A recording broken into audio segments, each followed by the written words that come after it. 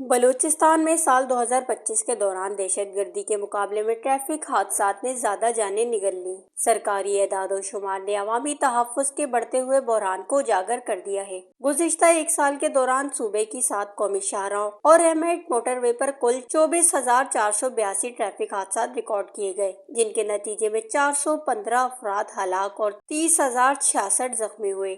کوئٹہ کراچی قومی شاہراہ N25 مسافروں اور ٹرانسپورٹرز میں بدنام ہو چکی ہے اور اسے اکثر قاتل شاہراہ کے نام سے پکارا جاتا ہے۔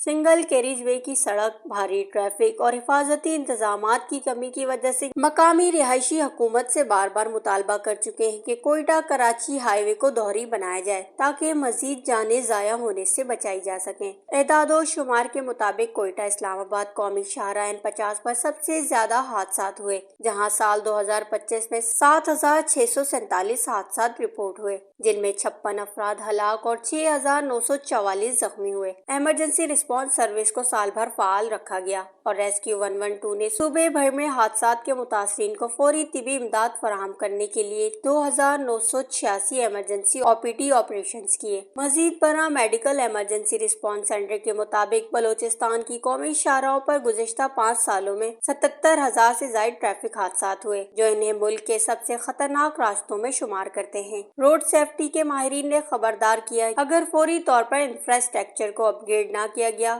بشمول دوہری گاڑیوں کے راستے، مناسب سائزز اور ٹریفک قوانین کے مؤثر نفاذ، تو مستقبل میں حادثات اور اموات میں مزید اضافہ ہو سکتا ہے۔ Voice news, Balochistan.